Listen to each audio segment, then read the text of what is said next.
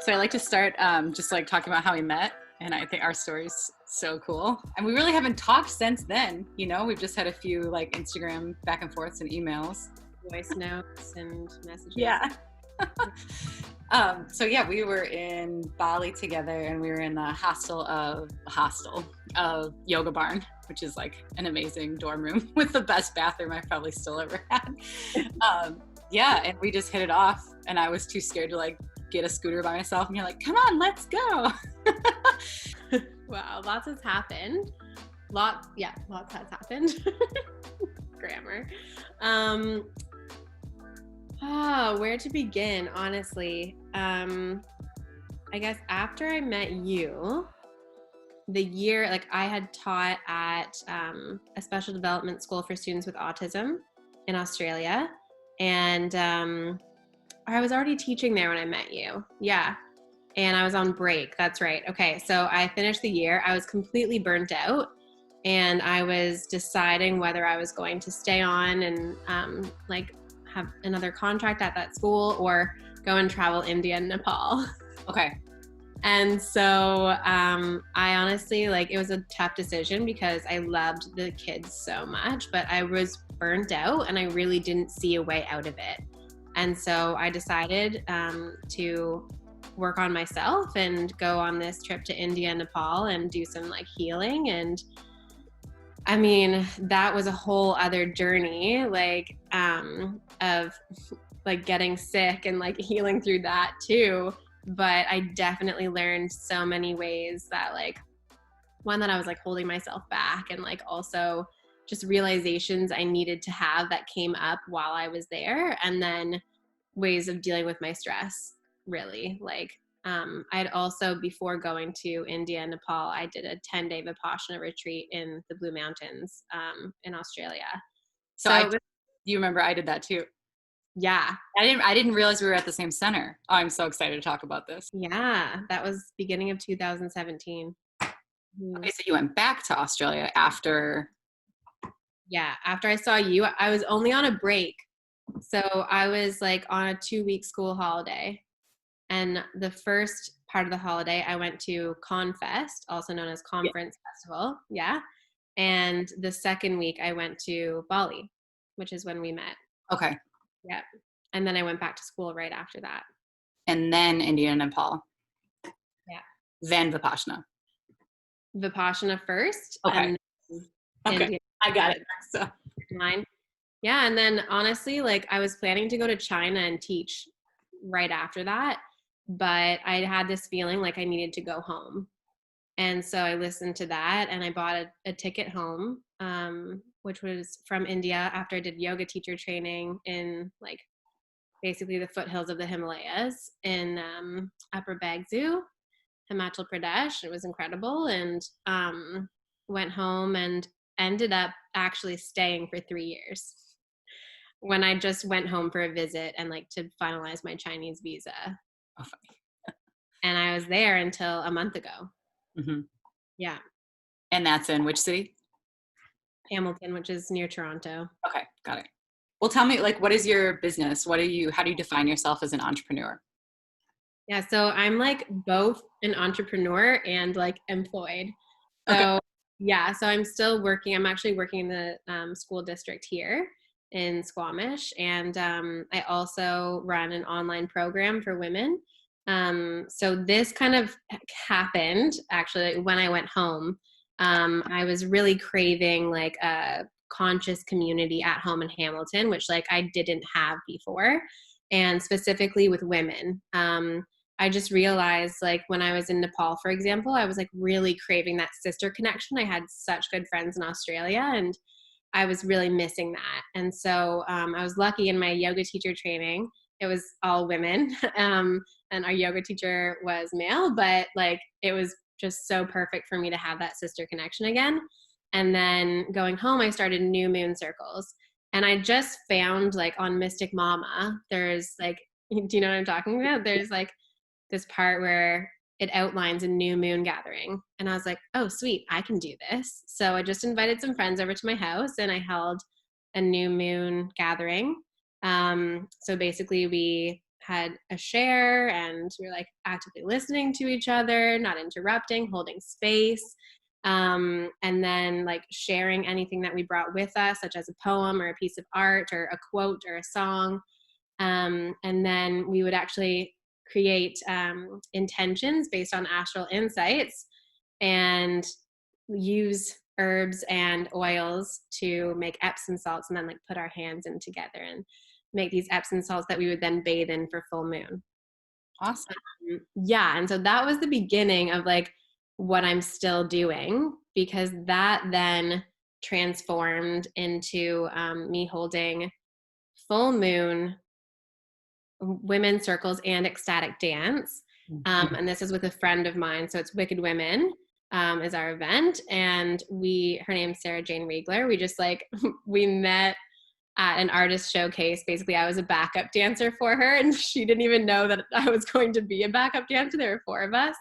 And afterwards we connected and we realized like we were both holding women's circles, and I was holding new moon and she was holding full moon, and she's a DJ and she wanted to come to Hamilton. And I was like, well, I need a DJ. Like I also had facilitated ecstatic dance on my own, but it was too much, like trying to do the music and everything else is like one person. You can do it, but it's hard.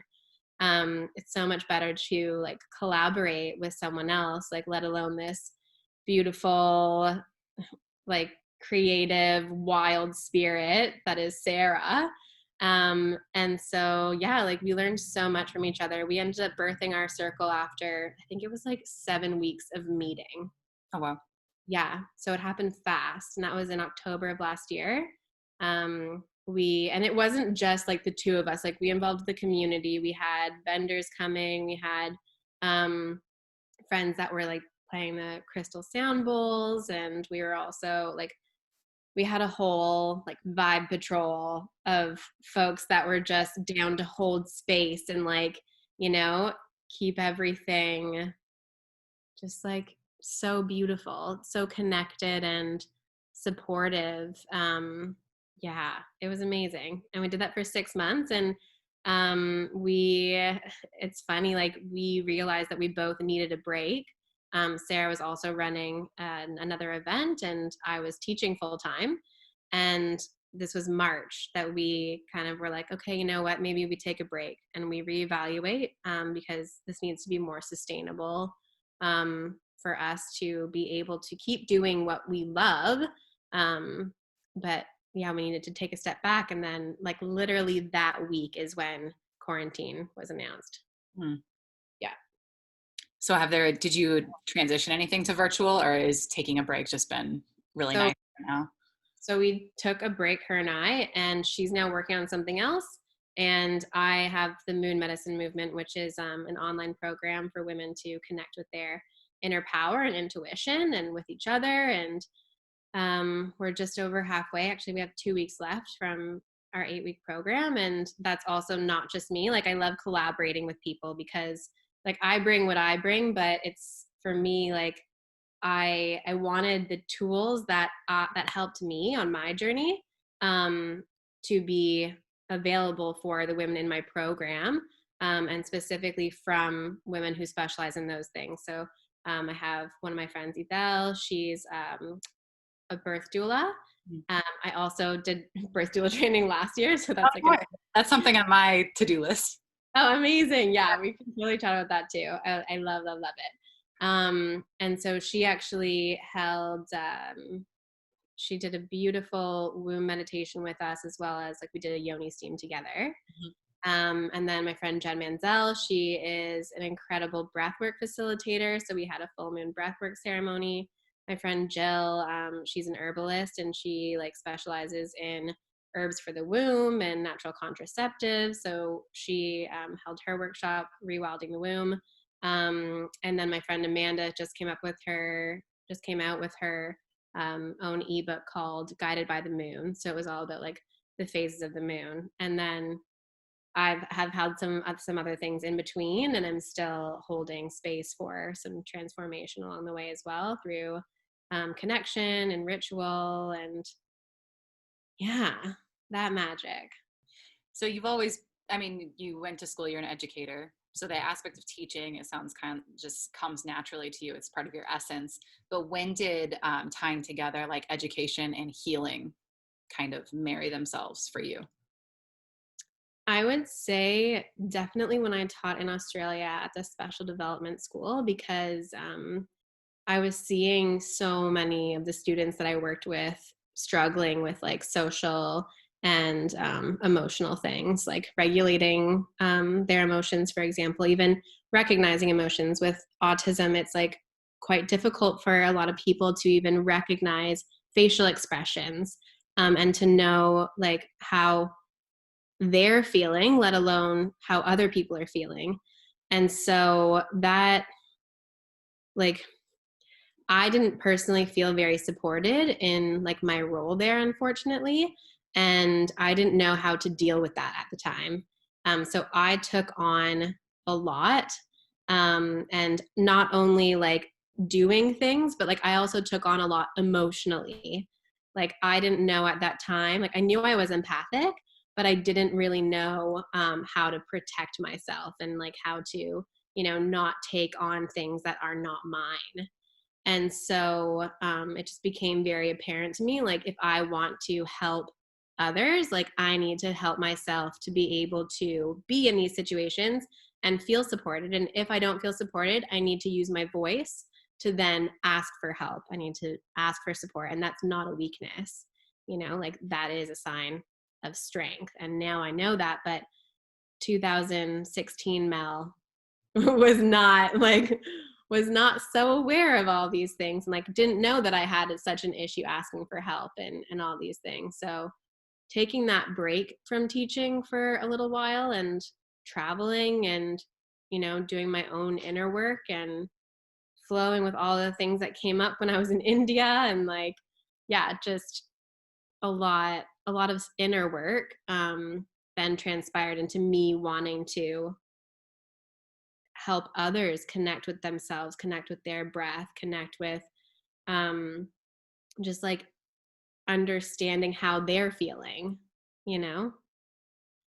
So, yeah, I'd say in Australia is really when I started to pair the two. And like, even when I worked at the school, I was holding like meditations in the morning for staff as well, because that's kind of when I was starting to get into daily meditation. There's an app called One Giant Mind that Okay. I was using, and there was actually like a mass meditation. It had like 200 people as the launch in Melbourne, that I was a part of, and so that, like, just as a participant, I mean, and so I was like realizing how much meditation was helping me to pause before responding to a situation rather than just like reacting, which was so important working at that school, especially, but in any life circumstance, really, like that's very helpful to be able to just pause. Mm-hmm. Yeah. It's so funny because we were in Australia at the same time, but you were in Melbourne and I was in Byron, and I was a nanny for a child who really didn't like me. So it was difficult. But plus I made all the meals and I kept the house clean and I did all the shopping. You know what I mean? Like I guess that's what a nanny does. But I just thought I was going to like hang out with this kid all day and we were going to have an awesome time. And those expectations didn't really go so well. So when you're talking about like learning how to pause and like breathe, and it's just so funny again, all of this stuff is coming back, because that really was my changing point too, was that same year, and really like turning inwards. And I wonder when, do you remember what month you did your Vipassana? January. We talked about it. It was January. Okay, so mine was April, so I was just a season before, I think. Did I go to Vipassana right after Bali or before no, it was after Bali, because I left Byron, went to Bali, went to Kenthurst and volunteered on this yoga retreat. And then I went to Blue Mountains. And then a day after I got out, I flew back to LA. Like literally it was, yeah, that was the worst. That was not a good idea. Integration. And like, if this is going to be included, maybe we should just explain what Vipassana is. Yeah, please, please, please. I would love to talk about this. It's a meditation that involves you becoming aware of the sensations on your body and in your body, and involving a body scan. And the course that we did was 10 days long. And so you arrive and you basically give everything up except your like basic toiletries and clothes, and like just the basics of what you need. So no phone, no journal, no books, like nothing to be able to get out of your head, other than like, yeah, your breath. Like you keep your breath. That's important. But everything else is kept for 10 days until you then come out of the 10-day Vipassana course. And so, yeah, what do you want to add to that? Like looking up at the stars was the most amazing thing. And obviously we go through so much mentally. But that, I mean, we only got breakfast, lunch, dinner was an apple and a cup of tea, which was actually really great. Oh God. I mean, I had so many breakthroughs and like hilarious inner moments. I don't, obviously, yes, you too. Anything coming up for you that you want to share? Well, also, I just want to add that so it's a 10 days of silence, and that includes making eye contact with someone. So you weren't even to make eye contact with anyone. So I remember, like, as you're talking about eating, like I remember eating an orange, and like at this time, and it's definitely like some parts have stayed with me, but like mindful eating, like we didn't have anyone to talk to. We didn't have anything to touch other than our food. And so I remember looking at my orange, and like I peeled off the skin from like the inside, and I'm looking at all the little tiny bits that are like in one slice of orange, and like literally eating one at a time, like just like picking them out and like eating like the tiny ones, and like feeling it on my lips and putting it in my mouth, and just like feeling the texture of it before actually chewing or swallowing. And I come back to that sometimes, but it's really such a powerful practice in like just coming to the present moment. So there's so many things that I learned during those 10 days. I don't do like the hour or 2 hours a day of, the meditation. That didn't stick with me. But there are a lot of little things like that, and just like the body scanning and the breath that did stay. Mm-hmm. Mm-hmm. The eating thing was so interesting to me because that wasn't something I expected. I think coming into it, I was just like, we're just going to sit all day long. It's all going to be meditation. It's like, obviously we have to eat. But the food was so nurturing. You know what I mean? It was freezing when I was there. And I remember, I mean, I had just come from Byron, like to freezing cold mountains. I was not ready for that. And, so we're not supposed to make eye contact. We're not supposed to talk to anybody, but there's the manager and then there's the teacher. So the managers are like on our level. We can go to them if we need anything. And then the teacher is there if you have like specific questions. Do you remember on the board in the food hall, it's like you can go and schedule to talk to the teachers, but it literally says like no philosophical discussion allowed or something like that. Every day I would just go read it to be like, is that still there? I was like, all I wanted to do was have philosophical discussion. But the fact that it was so, I mean, I don't think technical is the word, but like by the books, like this is how you do it. And that's it. I remember I did go up one day when they asked you like, do you understand? And I was like, yes, but I have a question. And I was like, when I close my eyes are moving around. And literally she was just like, don't make it a thing. And I was like, that's the best life advice I've maybe ever gotten in my life. So when I start freaking out, even today, I'm like, don't make it a thing. And that was from that experience, and like you said, the same as the tiny pieces, like appreciating the beauty of our food and where it comes from. Like that moment for me was so huge. But that was just one tiny thing. Like I could talk about this for a week. Yeah, definitely. And I think like just that being able to give ourselves the gift of that pause, like then that opens the space for all of these little things to be connected because I don't know about you, but for me, like I find, especially now that I'm like back to work full time, and also I'm doing like, you know, my program outside of that and just all these little things, I don't have as many pauses through the day. Like I have to schedule them, you know, it's like, so opening up 10 days to be able to just connect with the present and like yourself. And also for me, it was like also going into like childhood memories, and like so much deep healing happened in that time.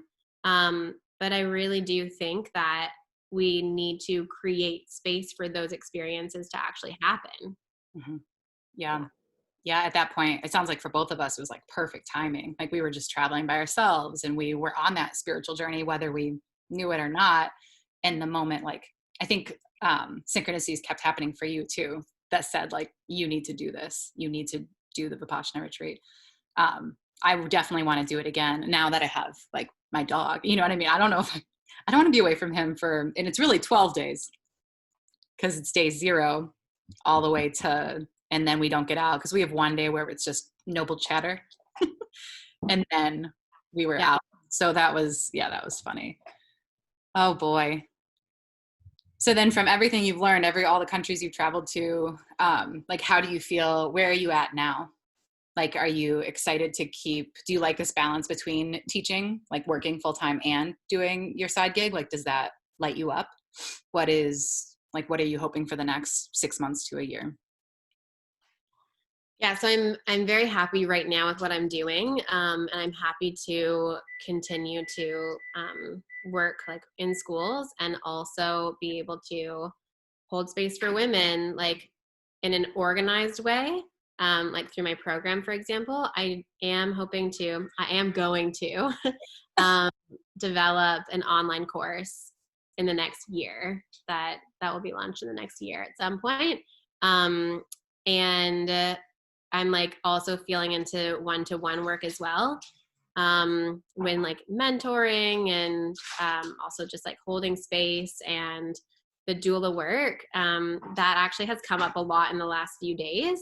And so it's like I'll like tell a little bit of a story about that, as briefly as I can. So basically I was supposed to go back to India. I had my ticket booked, and this was in 2018. I was going to go back, and I was feeling like I wasn't really going back.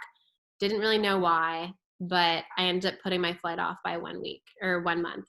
And then as this next flight is coming up, I was feeling like, I don't know, just again, like it wasn't going to happen, even though I wanted it to. But I felt like I wanted to do something that was more like learning through something specific, but I didn't know what it was. So I woke up one morning and I had this thought, like, you need to do doula training. No idea where it came from, and that had never happened to me before. So I like just went back to bed. It was a Saturday, and I was like, yeah, okay. And then I woke up again. It was like jolting out of bed sort of like thought. Never happened since, like, but it was very strong. And then like 10 minutes later, I'm on Instagram and I see that my friend Liz has posted something about Peru. So that caught me off guard. She actually held women's circles in Toronto, and I had attended some of her women's circles and learned about some of the stuff that I'm doing now, which is the archetypes of the menstrual cycle and working with the different archetypes, the wise woman, the maiden, the mother, and the wild woman. And so Liz, we connected, and she said, yeah, actually change of plans. Like, I'm not going to Peru, but I'm going to Guatemala at the end of the month for doula training. So I was like, oh, really? Interesting. And so she sent me the information. I connected with it straight away. And within like 36 hours of me waking up with this thought, I had my training booked, my flight booked. And the thing about my flight for India, I called to cancel it or see what I can do. My flight was actually canceled. Oh, wow. Yeah. So everything just like lined up for me to be able to go and do this training. And then I had my first client last year, in May. And that was like one of the most beautiful experiences I've ever had, just being able to hold space for her and her partner, for like 20 hours of labor. And I supported them before that as well. So that stuff is definitely something I want to continue doing, and like holding ceremony for women before and after they give birth, and just anything that comes up, really, because it's a massive transition in our lives, right? And some people, I mean, I shouldn't even just say women, like birthing people, some people have that. Can you hear me okay? Yeah. Okay. Some people have the support and some don't. So it's just, for me, it's so important and such a blessing to be able to be a part of that whole experience of bringing a new life into the world. And not only for the birthing person, but also for their support. Mm-hmm.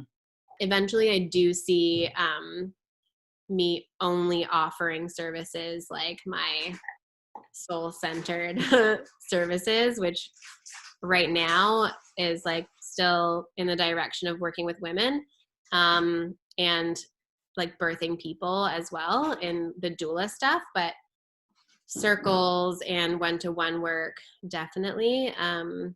Right now I still feel good. I work at the district to support the learning services teachers, to support the education assistants and the teachers with students with special needs and behaviors that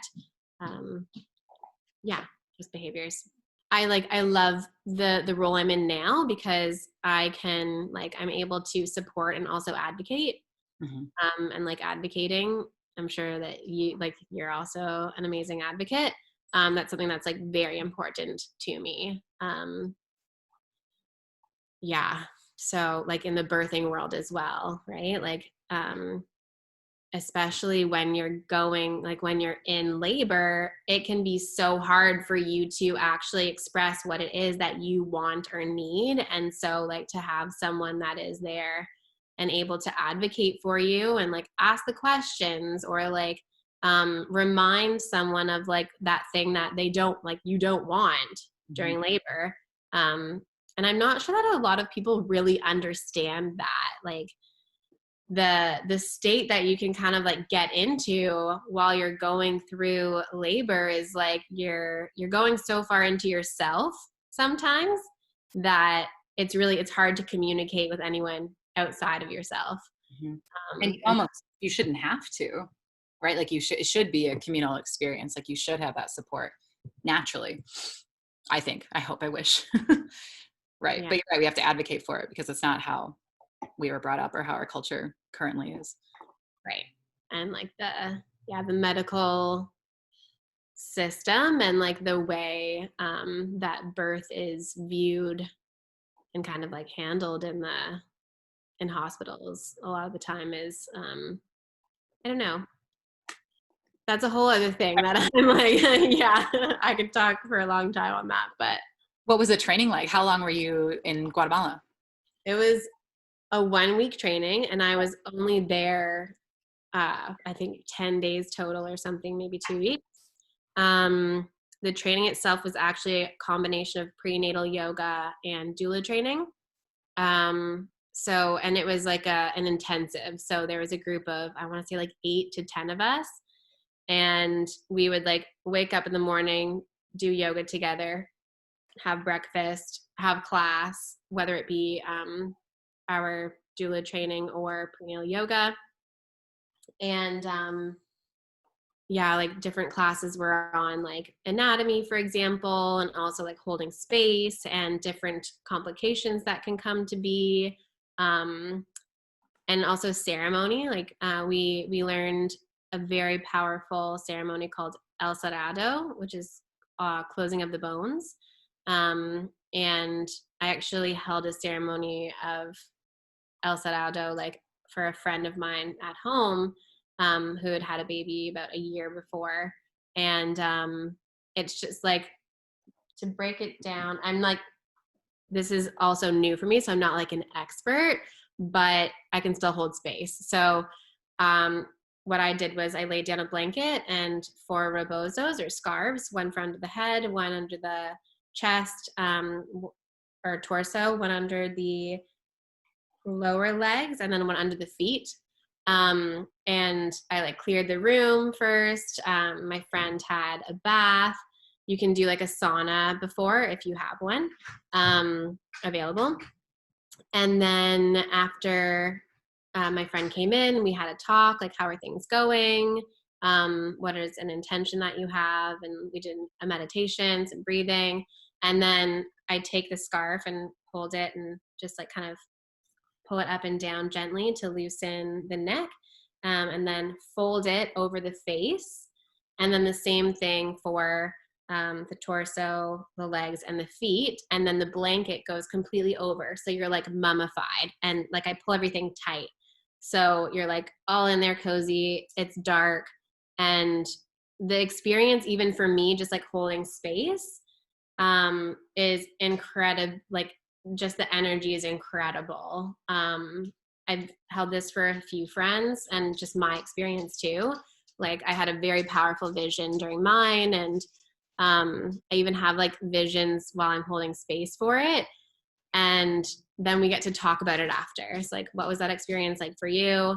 And you know, if they want me to explain like what it was like for me, then I will do that as well. And I think it's just like such a beautiful way to then like bring that person back to their own body and their own spirit after opening up to give new life. Mm-hmm. So yeah, that's something that I definitely want to keep doing too. Yeah, that sounds awesome. I would like you to come do that to me right now. Why do you think, for you personally and for your journey, like why, like you keep saying the word ceremony, so it seems like that's really like your thing, is what I keep hearing. For you, why is ceremony so important?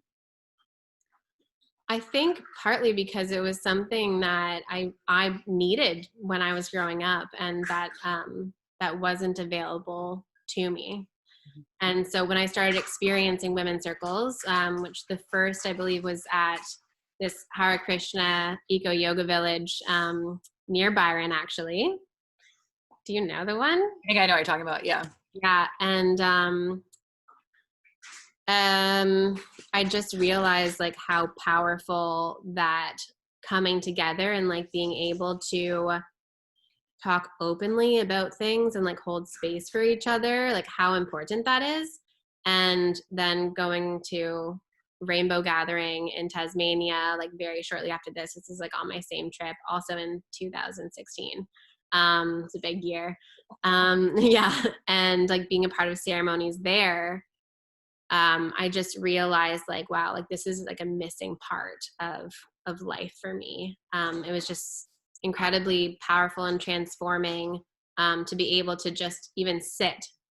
Like sometimes I wouldn't really participate other than like saying my name and like maybe sharing something, but sometimes the group would just be so big that not everyone was sharing. And I was like, I'm new, you know? So I was like taking it all in at that point.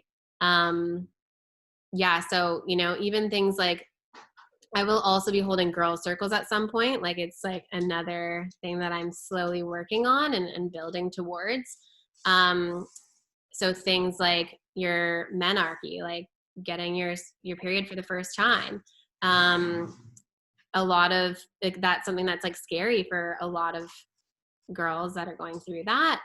And I've talked to so many friends about it. Like, what was it like for you?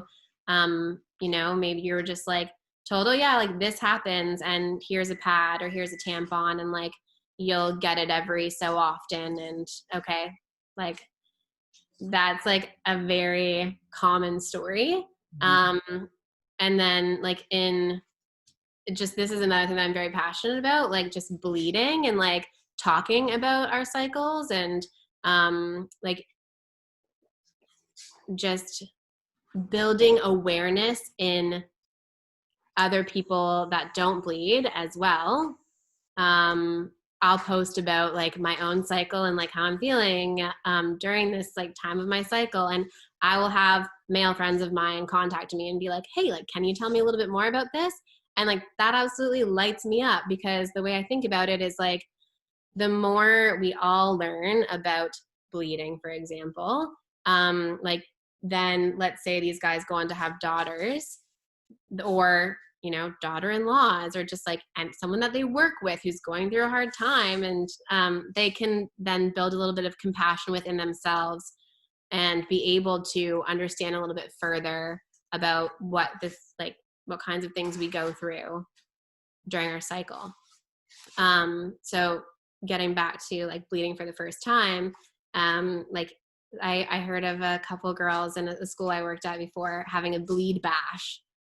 And so like it can be a bleed bash, or it can just be like a celebration of, you know, bleeding for the first time. And that is something that I would definitely like to be a part of in the future. Just like holding space for that celebration, that ceremony to happen. Because I think that it's like an initiation.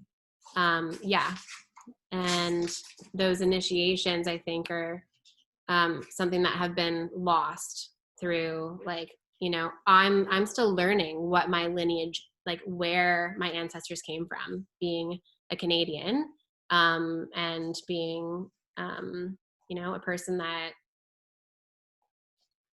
came to a land that like was taken from the indigenous people of the land, and like it wasn't talked about for so long. And so like I'm still putting the pieces together as to like where like my traditions basically from my ancestry as well. So yeah, I think that's partly why ceremony is important to me. Yeah, I love the answer. I feel I resonate so much with everything you've said. Have you read The Red Tent? I have the book. I have so many books that I'm like, yeah. I haven't read the full thing yet, no, but I've heard it's amazing. Yeah, you'll love it. It's such a beautiful story, but a lot of it's rooted in actual events and practices and ceremony, but especially new moon and bleeding and the rite of passage and this initiation you're talking about. There's a really beautiful scene in the book that you'll read one day. I mean, again, very similar to me and everybody that I really work with and call a friend now. It's like we tend to, we've morphed our lives into a way to be who we needed when we were younger. And I just think that that's so cool, because you're right. Like, and not even just for the girl, but also the powerful, the male, the masculine, that archetype also is really important. And I love how you said that, because that's not something I really think about, like building compassion for the person who might have the daughter-in-law or like a coworker. I just think that's a really cool perspective that I haven't taken note to. What's been a struggle for you in this growth journey? To choose one.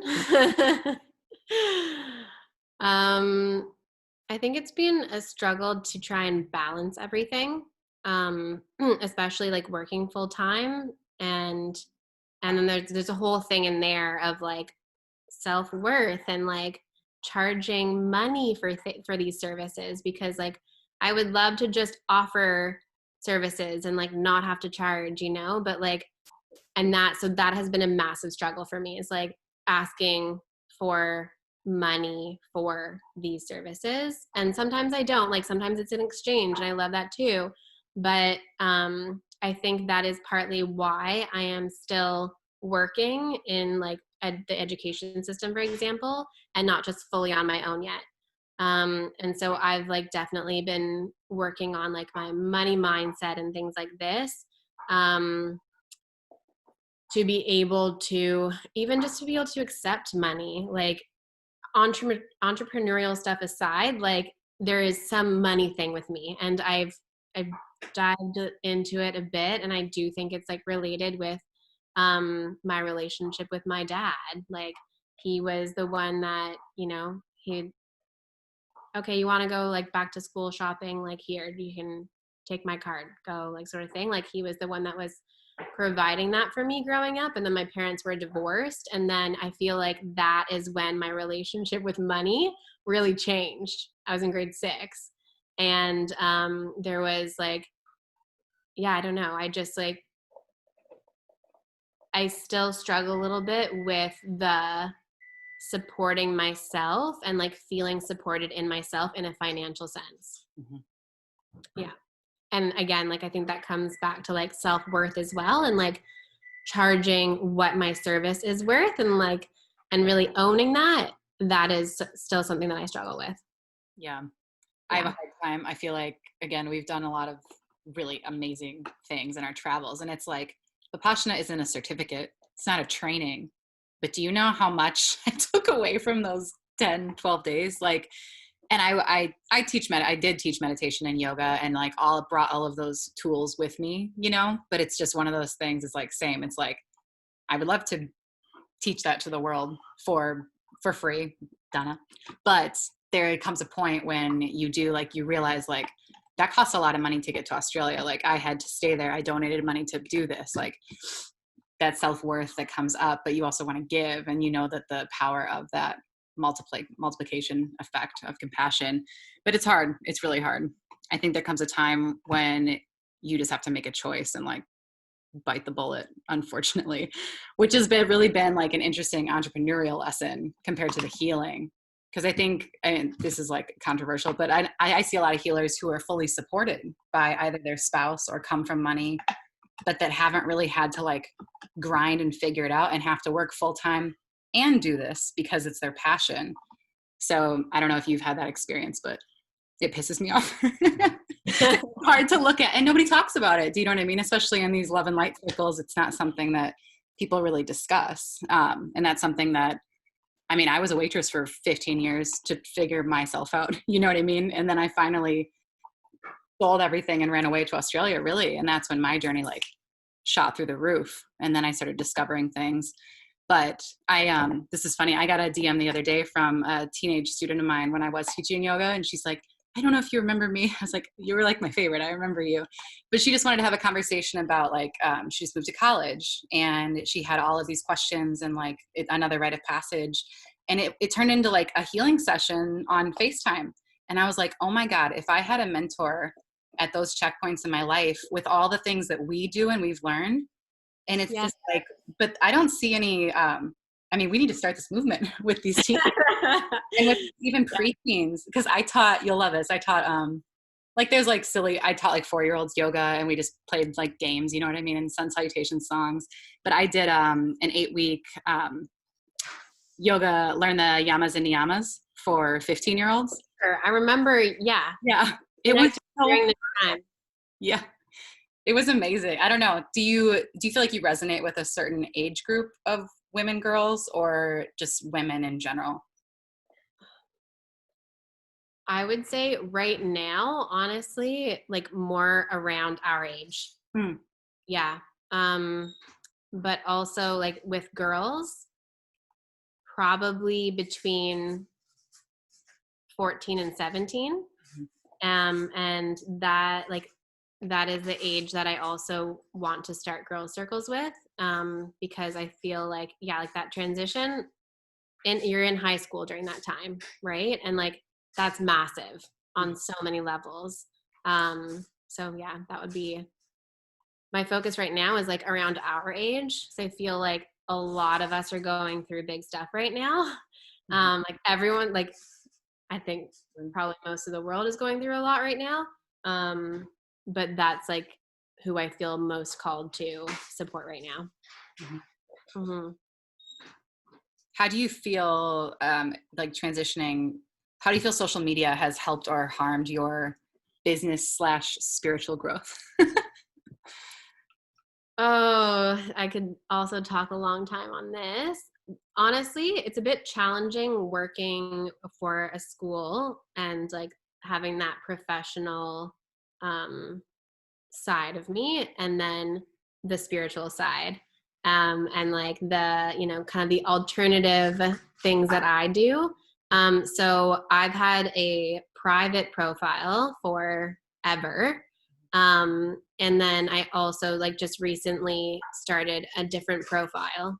And so I'm still like feeling into that, because I feel like I need to like censor some stuff of like what I'm putting out there, because say like a student comes upon it and like it could become something that it's not, based on how it's interpreted by one person. And so I have this like professional image that I need to consider. And I hate that. like, I really don't like that. And so that's actually something that I've talked to a friend about, whose like program I took in order to like develop a program. Like he kind of guides you through it. And Luciani, he's amazing. And he was like, okay, well, like, how much money would you need to make to just do that full time, Mel? And so we like talked about that, because ultimately, like, that is what I want to do, you know? You can shout it. You don't need to whisper. No, I know. See, again, it's affecting me right now. Like, we all have it. I have it too, you know, different aspects. But again, we're like, how old are you? I don't even know. 31. 31. Okay, we're the same. I turn 32 next week. Ooh, Yeah, happy birthday. thank you. Yeah. Also, like, in another way, it's incredible to be able to connect, and like, so I can still see what you're doing, you know. We live in different countries and met 4 years ago, and like, here we are because of social media. Totally. And to see like so many like there was someone recently that you had on your podcast that I started following. Wendy, she's a choreographer and a dance instructor. Yeah, she's phenomenal also. I started following Wendy, and I'm like, damn, so much magic. Like, it's beautiful, right? Like, yeah, social media is so powerful, and you can use it in so many incredible ways, like to connect with people who are doing the same thing as you, and or something similar, and learn from them, or to like, I follow you, and so I could like then connect with Wendy or whoever else you have on your podcast and are connecting with. Like, it's really beautiful for like community. It can be, but there's also like so many other sides of it, right? Like, how much time am I spending on my phone? Like, that's another thing that I'm like becoming more and more conscious of, just because I feel like sometimes it's too much. It can be too much. And, you know, just like, I know a lot of people with like shadow banning and stuff like that.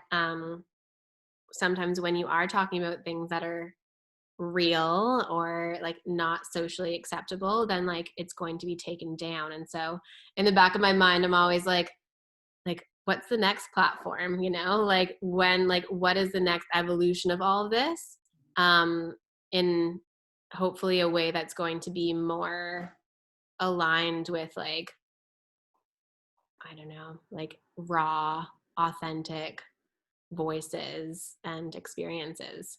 Mm-hmm. You gotta make it. I know, it's like, it's in there along with a lot of other things. Do you believe there's a correlation to a person's healing journey and how successful their business is? I honestly, like, both parts of like, yes and not necessarily. Like for me, definitely, I feel like a reason why I'm in women's work is because growing up, I had a really hard time, like with my relationship with both my mom and my sister. And then that's like vice versa. My mom with both of us, and my sister with both my mom and I.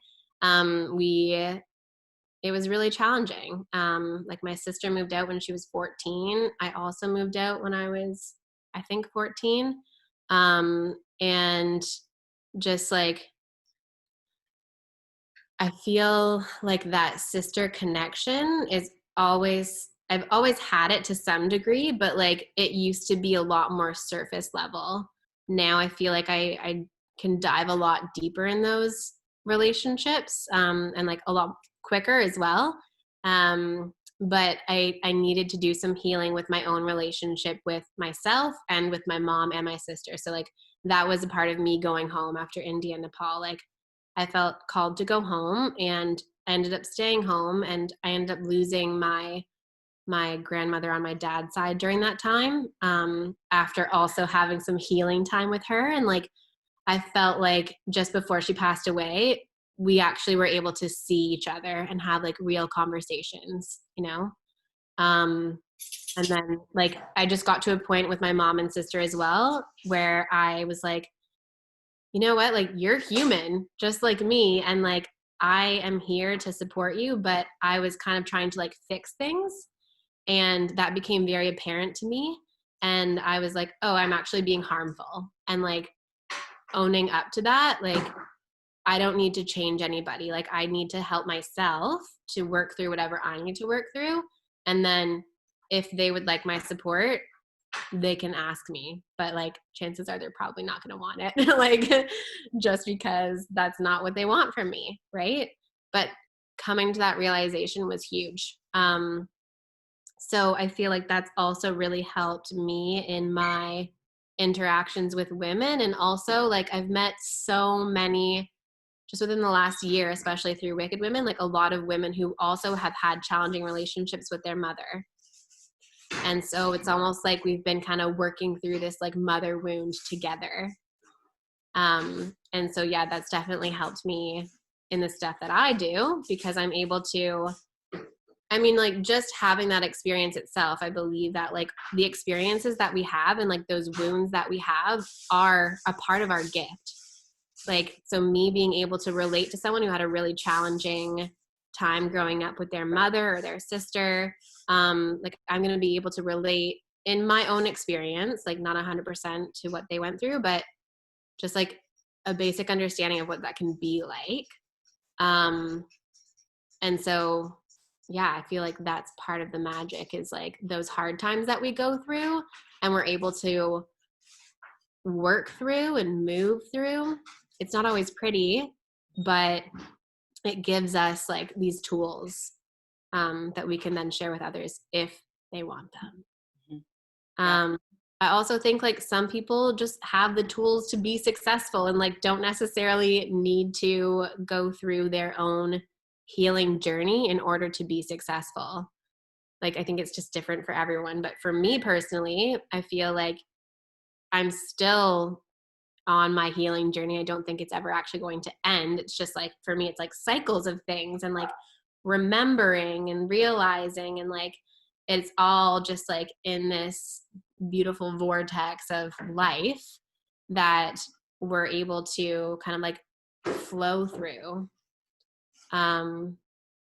So yeah, the healing journey, like, to me, it's an important one, but I don't think that it is for everybody. I don't think it's like a necessary thing for everyone, though I know like things will come up for everyone, but it's like not necessary to be successful, you know?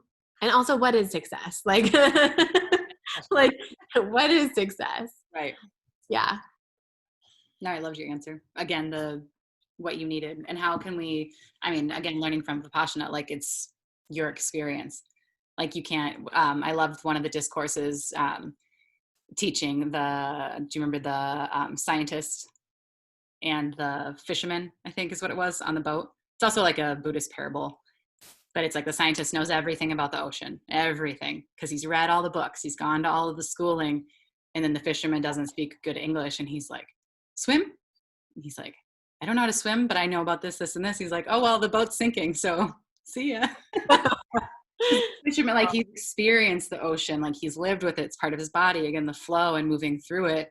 But this person with the book and all the knowledge, and we could replace that with success, literally sinks, because they don't have the experience like that, the essence of going through and working. And one of my friends says, this is a huge theme in my film about eating disorders that I'm making. Mm-hmm. So the mother wound, I did not want it to be about parents at all, just because of pain, you know what I mean? And I don't want them to think that it's their fault or the blame, but it's a part of the process, like understanding your childhood wounds.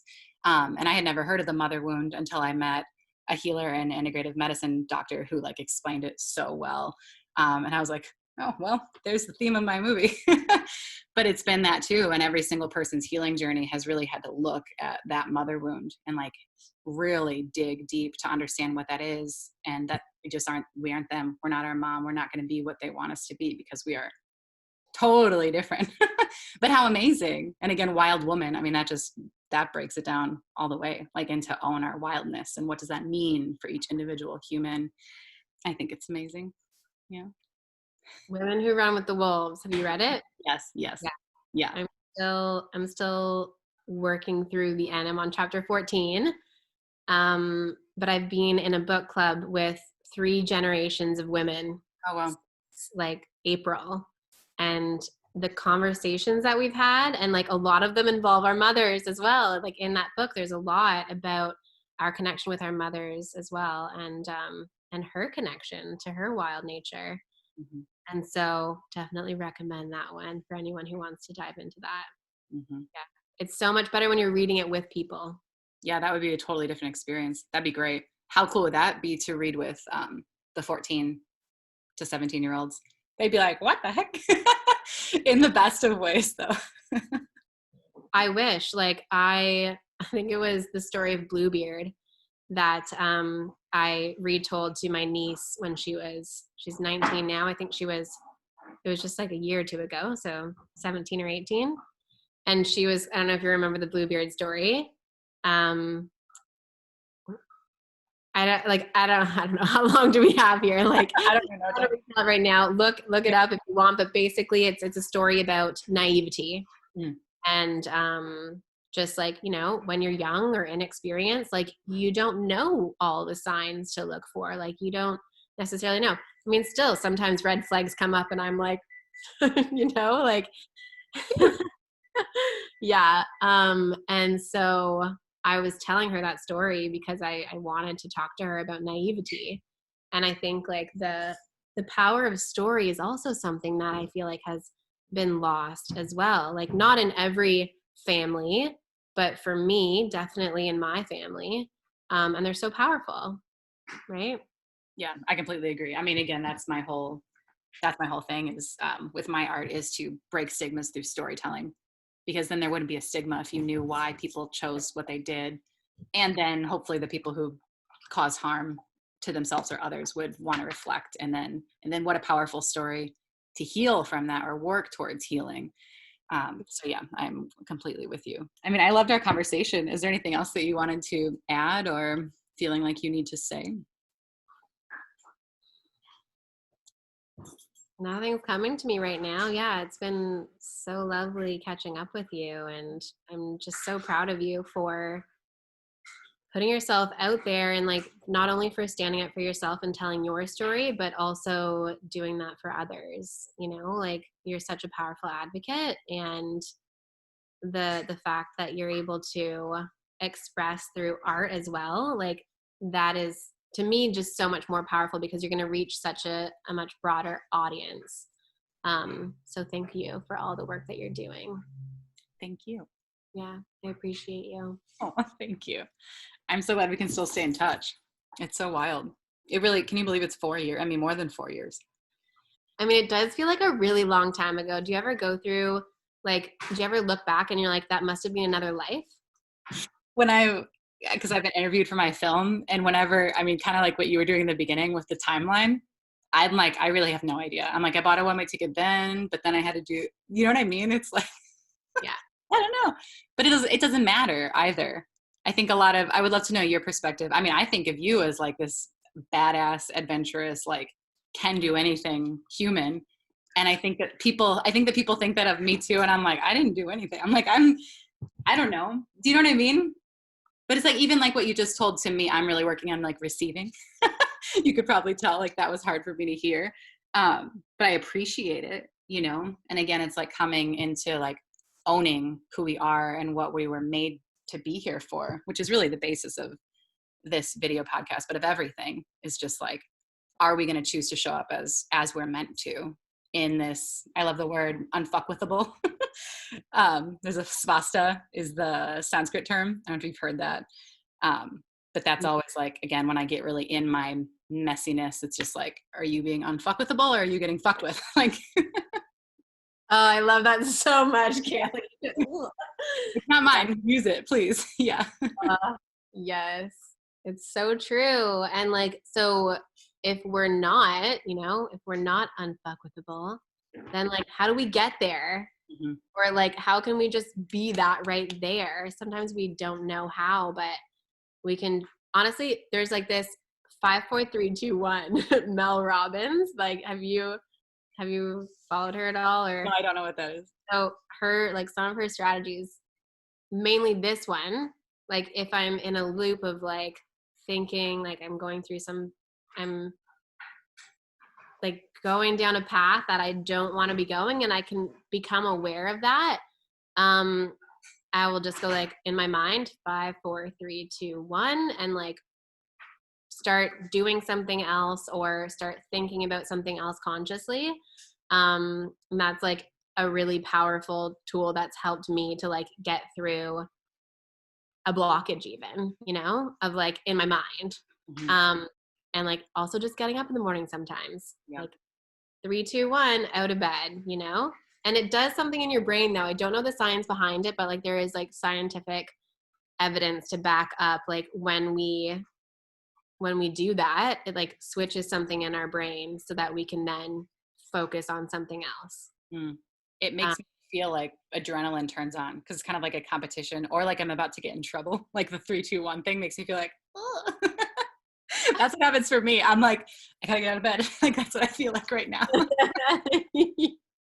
Like who's tomorrow? I'll be like, Mel, where is she? Yeah. I think of too, I don't remember if you remember from Vipassana, but when Goenka is like, you just grew this beautiful plant, like this beautiful blossom or what something, seedling. And he's like, now you have to build a gate because the cows are going to come and chew you up. And I remember since I threw myself back into America, like literally 24 hours later, I was sitting at a coffee shop and kept running into people I knew. And I wasn't ready to talk, period, but let alone like, blah. And so I remember sitting there like drinking my coffee so angry. And I was like, the cows have come. So I still go there too. I'm just like, you can eat me, cows. It's fine. Like, so sad. Oh, you're building the fence. Totally. Back up. Yeah. Oh man. Awesome. Well, this is great. Thank you so much. I'm glad we finally like figured it out with our schedules. Yeah. You too. It's so good to see you. Yeah. Let's do this. Let's just catch up. Yeah, 100%. I'm so down. Good. Perfect. Well, thank you, love. Thank you so much. Yeah, thank you for having me. I feel honored.